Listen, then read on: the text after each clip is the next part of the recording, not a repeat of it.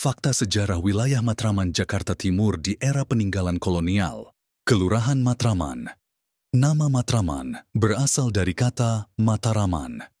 Versi lain menyebutkan, Matraman berkaitan dengan pasukan Mataram yang tidak berani pulang dan mendiami kawasan tersebut hingga namanya menjadi Matraman. Sementara itu, menurut pemerhati, masalah sosial dan budaya Lili Utami dalam tulisan yang pernah diunggah menyebutkan, kata Matraman diambil dari kata Mataraman, karena kawasan tersebut dulunya dijadikan markas pasukan Mataram dalam penyerangan kota Batavia melalui darat. Kala itu, pasukan Mataram yang dipimpin oleh Sultan Agung 2 kali menyerang VOC, yang dipimpin Gubernur Jenderal Jan Pieter Zoon Koen di Batavia pada 1678-1629. Pelafalan kata Mataram di kawasan itu berubah menjadi Matraman karena lidah orang Betawi. Pada 1811, kawasan Matraman kembali menjadi tempat pertempuran antara pasukan Inggris dan pasukan Belanda. Kemenangan diraih oleh pasukan Inggris dan turut memulai masa pendudukan Inggris di Pulau Jawa. Thomas Raffles membangun kubu pertahanan di kawasan Matraman hingga Jatinegara. Keterkenalan Matraman sebagai lapangan pertempuran dan kejahatan bahkan telah dimulai sejak awal 1900-an. Hal ini bisa dilihat dari koran Bintang Betawi yang memberitakan beberapa kejahatan, salah satunya dimuat pada 3 Juli 1992. Urutan kronologi sejarah Matraman memiliki kronologi sejarah cukup panjang, mulai dari sebuah kampung hingga berubah menjadi kecamatan. Berikut, beberapa bangunan peninggalan kolonial masih berdiri di Kelurahan Matraman. 1. Viaduk Meester. Jembatan kereta api yang menghubungkan stasiun Jatinegara dan stasiun Manggarai dibangun pada tahun 1916. Tidak jauh dari stasiun Matraman terdapat viaduk. Viaduk merupakan sebuah jembatan atau jalan di atas jalan raya, jalan kereta api, di atas lembah atau sungai yang lebar. Kata viaduk berasal dari bahasa Latin viaduct, yang artinya melalui jalan atau menuju sesuatu arah. Terdapat beberapa viaduk yang ada di beberapa kota di Indonesia dan merupakan peninggalan kolonial Belanda. Viaduk yang berada di Jakarta, yaitu Viaduk Meester di Jatinegara, Jakarta Timur. Viaduk ini merupakan jalur kereta api penghubung stasiun Jatinegara dengan stasiun Manggarai. Viaduk ini di masa pemerintahan Meester Cornelis. 2. Balai Pustaka. Balai Pustaka adalah sebuah badan penerbitan yang didirikan pada masa penjajahan Belanda dan memiliki peran penting dalam perkembangan sastra Indonesia. Berikut adalah sejarahnya. Awal berdirinya, 1918-1917.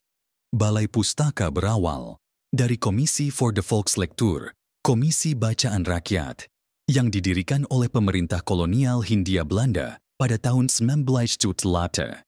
Komisi ini bertujuan untuk menyediakan bacaan yang dianggap sesuai bagi masyarakat pribumi dan mengontrol literatur yang berpotensi membangkitkan perlawanan terhadap kolonialisme.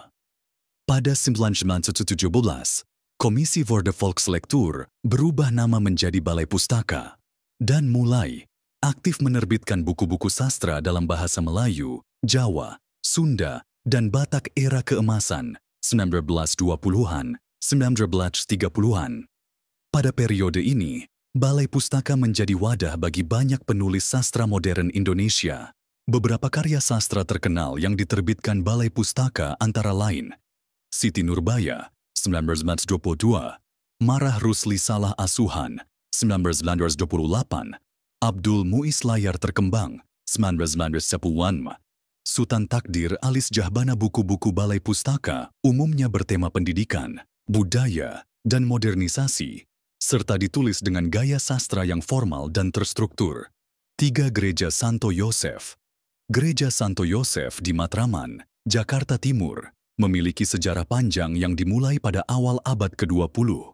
Pada 13 Desember 1906, sebidang tanah di tepi Jalan Matramanweg, sekarang Jalan Matraman Raya, dibeli untuk persiapan pembangunan gereja di daerah Meester Cornelis, kini Jatinegara. Beberapa hari kemudian, pada 28 Desember 1906, sebuah stasi dibentuk di daerah ini. dan pelayanan umat dilaksanakan oleh Pastor J. Hovenars, SJ, dari Paroki Katedral.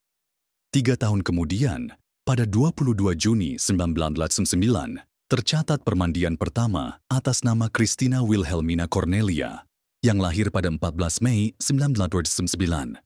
Tanggal permandian ini kemudian ditetapkan sebagai penanda kelahiran Paroki Matraman oleh Pastor Yohanes Jawa, SVD, yang menjabat sebagai pastor kepala paroki pada periode 1989-1999. Selama 30 tahun pertama, umat gereja ini didominasi oleh orang asing, khususnya Belanda. Pada tahun 1921, jumlah umat mencapai 1.052 orang dan berkembang pesat hingga mencapai 13.000 orang pada tahun 1985. Namun, karena pemekaran wilayah pelayanan, jumlah umat kemudian tersebar ke berbagai paroki lain, dan hingga tahun 2018, jumlah umat di gereja ini mencapai 55.017 orang. Gereja Santo Yosef Matraman tidak hanya berfungsi sebagai tempat ibadah, tetapi juga menjadi saksi bisu sejarah perkembangan komunitas Katolik di Jakarta Timur. 4 Panti Asuhan van der Steur. Panti Asuhan van der Steur didirikan oleh Johannes van der Steur, seorang penginjil asal Belanda yang tiba di Hindia Belanda pada tahun 1892. Awalnya, ia menetap di Magelang dan mulai merawat 4 anak yatim di sebuah rumah sederhana yang diberi nama Orange Nassau. Seiring waktu, jumlah anak asuhnya meningkat pesat, mencapai sekitar 1.100 anak pada tahun 1941.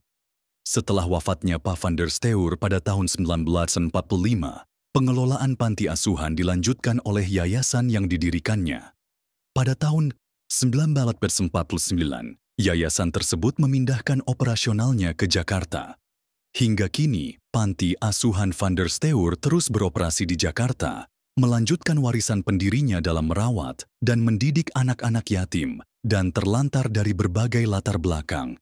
5 kawasan Buirland atau Berlan. Saat itu pasukan Mataram menuju Batavia dalam rangka menyerang pasukan VOC yang dipimpin Gubernur Jenderal J.P. Cohen pada sekitar tahun 1600-an. Dahulu daerah Batavia dibelah menjadi 2 daerah bagian dengan garis pemisahnya Sungai Ciliwung di daerah Matraman. Daerah Batavia merupakan daerah kekuasaan pemerintahan Kerajaan Belanda, VOC, yang merupakan jalur perdagangan dengan menggunakan Sungai Ciliwung.